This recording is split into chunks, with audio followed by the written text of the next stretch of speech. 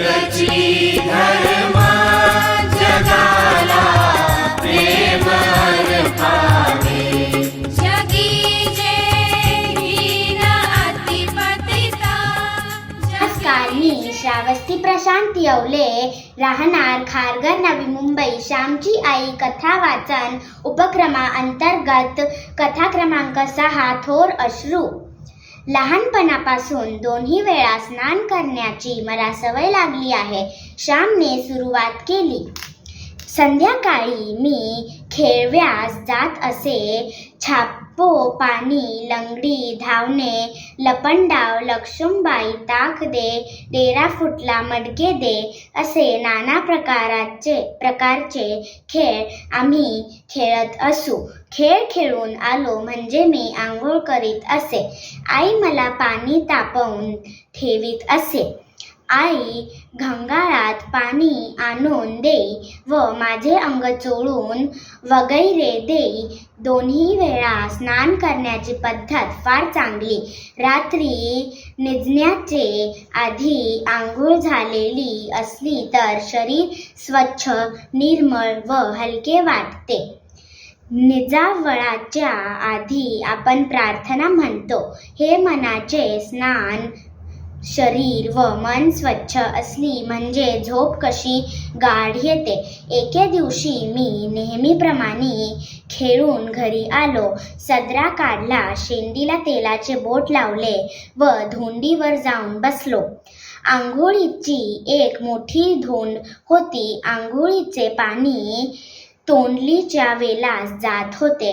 संध्याकाळची आंघोळ तिला फारसे पाणी लागत नसे. आईने खसखसा अंग चोळून दिले. उरलेले पाणी मी अंगावर घेऊ लागलो.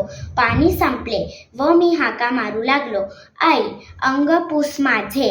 पाणी सारे संपले. थंडी लागते मला. लवकर अंग पुस. मी ओरडू लागलो. माझ्या लहानपणी टॉवेल, पंचे आमच्या गावात फार झाले नव्हते. वडील पुरुष मंडळी धोतर पिळून त्यालाच अंग पुशीत. एखादे जुनेर मुलांचे अंग पुसण्यासाठी असे. संध्याकाळी आई आपल्या ओच्यालाच माझे अंग पुशी.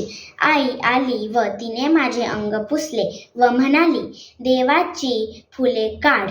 मी म्हटले, माझे तळवे ओले आहेत, त्यांना माती लागेल. माझे खालचे तळवे पुस.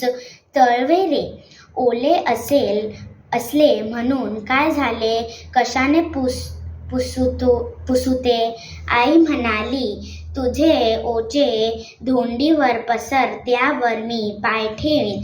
पाय टिपून घेऊन व मग उडी मारीन. मला नाही आवडत ओल्या पायाला माती लागलेली. पसर तुझा ओचा. मी घट्ट धरून म्हटले, हट्टी आहेस हो श्याम अगदी. एक खूळ कुठून शिकून येतोस कोणास ठाऊक. ठेवा पाय. आईने आपले ओझे धोंडीवर पसरले. मी माझे पाय त्यावर ठेविले. नीट टिपून घेतले व उडी मारली. आईचे लुगडे ओले झाले. त्याची मला पर्वा नव्हती. तिला थोडेच ते त्या वेळेस बदलता येणार होते, परंतु मुलाच्या पायाला माती लागू नये त्याची हौस पुरवावी म्हणून तिने आपले लुगडे ओले करून घेतले.